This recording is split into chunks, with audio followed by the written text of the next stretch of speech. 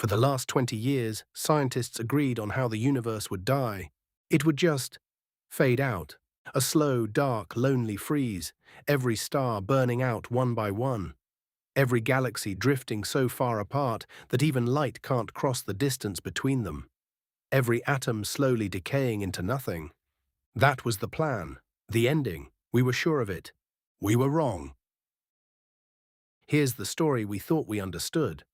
Roughly 13.8 billion years ago, the universe exploded into existence. Space itself began expanding, and it never stopped. For a while, scientists thought gravity would eventually win, that all that matter flying outward would slow down, reverse, and collapse back into a single point. But in 1998, two teams of astronomers discovered something that changed everything. The expansion wasn't slowing down, it was speeding up. Something was pushing the universe apart and pushing harder over time. They called it dark energy, not because it's dark or dangerous, just because we have absolutely no idea what it is. We can't see it, touch it, or measure it directly.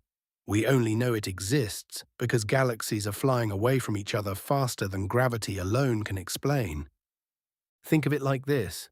Imagine space itself is a fabric, and woven into every single patch of that fabric, every cubic inch of emptiness, is a tiny repulsive pressure, a force that pushes outward, always, everywhere. And because there's so much empty space in the universe, all of those tiny pushes add up to something enormous. For 20 years, physicists assumed this force was constant, fixed. They called it the cosmological constant, lambda, a single number baked into the equations of the universe forever. And if lambda never changes, the math is brutal. The universe expands forever. Every galaxy eventually crosses the cosmic horizon, the point past which light can never reach us. We end up alone in a cold, dark void. Stars burn out, black holes evaporate, and trillions upon trillions of years from now, the last photon of light makes its final journey through an infinite, silent, empty universe. And there is no one left to see it. Cosmologists actually have a name for this ending: the Big Freeze. Honestly, some of them found it kind of peaceful. The universe coming to a quiet rest after a long and violent life. But then something showed up in the data. In 2025, an instrument called DESI, the Dark Energy Spectroscopic Instrument, released a map. Not just any map. A map of 15 million galaxies stretching across billions of light years and billions of years back in time. The single largest cosmological survey ever completed. And buried in that data was something that stopped physicists in their tracks. Dark energy doesn't appear to be constant. It's weakening. Think of it like a foot on the gas pedal of the universe. The universe is still accelerating. Galaxies are still flying apart. But the foot is slowly lifting. Since the universe was about 70% of its current age, that repulsive force has declined by roughly 10%. That doesn't sound like much. But here's the thing. That foot on the pedal was the only guarantee of the Big Freeze. If it keeps lifting, everything changes. Now, scientists are careful people. This isn't confirmed yet. The signal is strong, between 2.8 and 4.2 sigma, which in physics terms means very probably real, but not quite proven.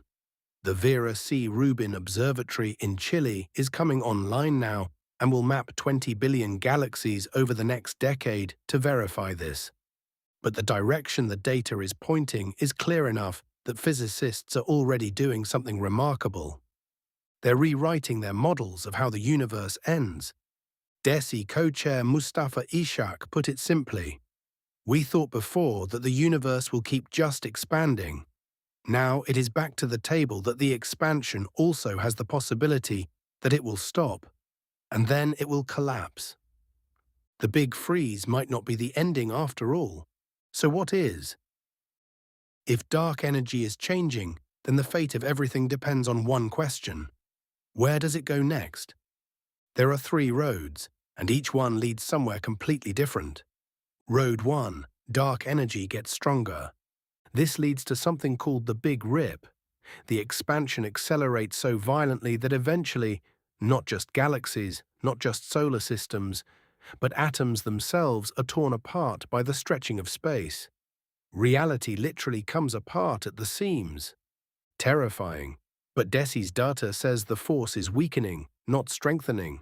So this road looks increasingly unlikely. Cross it off. Road 2. Dark energy stays exactly the same. The cosmological constant lambda holds. This is the big freeze, the old story. Still possible, but for the first time in 20 years, it's no longer the default assumption. Road 3.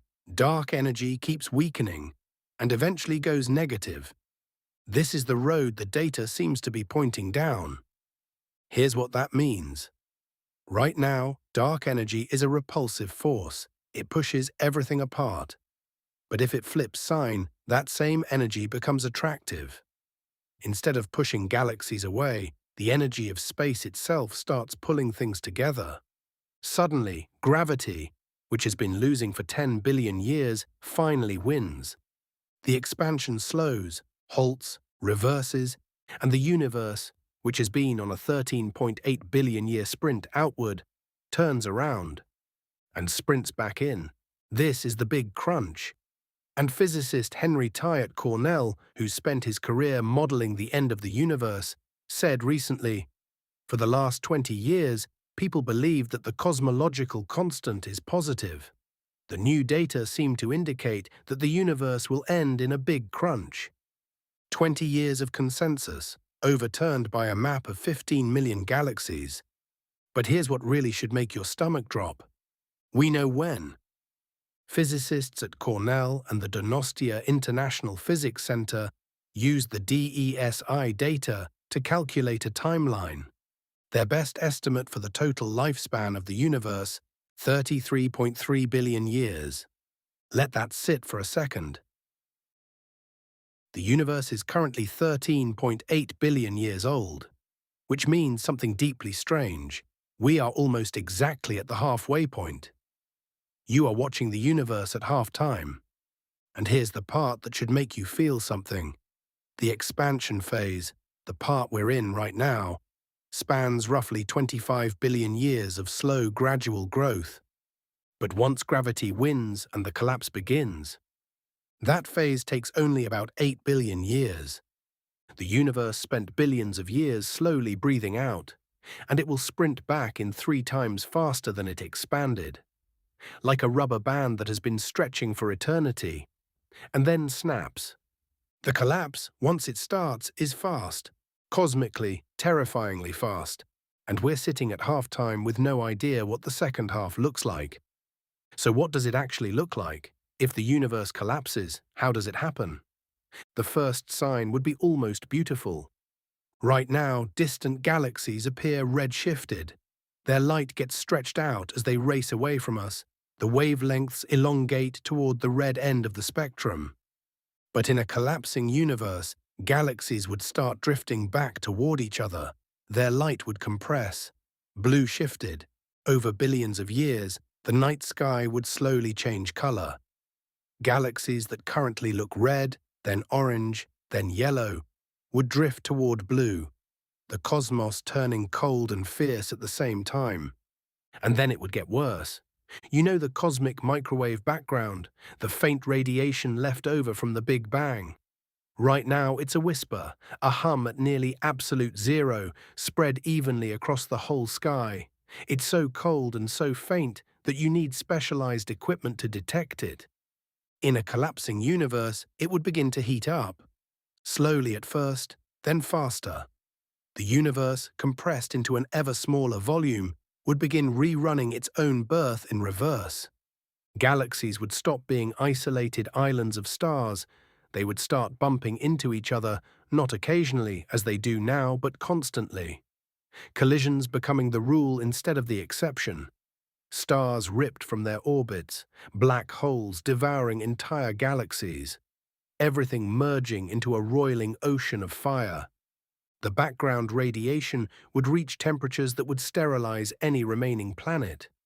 then temperatures that would strip atoms of their electrons, then temperatures that would dissolve the atoms themselves, and then, in the final moments, something stranger than death would happen. Some theories suggest that as the compression becomes extreme enough, space and time themselves begin to fail. Not metaphorically, literally. The geometry of reality starts to break. The smooth fabric of space-time shatters into disconnected fragments, like a mirror dropped from a great height. Islands of geometry with no paths between them. Concepts like distance, direction, before and after, they stop making sense. The universe doesn't just end, it becomes something for which we have no words at all. But here's where the story turns, because some physicists believe the Big Crunch isn't an ending at all. It's a reset. The idea is called the Big Bounce, and it goes like this. When the universe collapses into that final singularity, the compression doesn't stop at zero.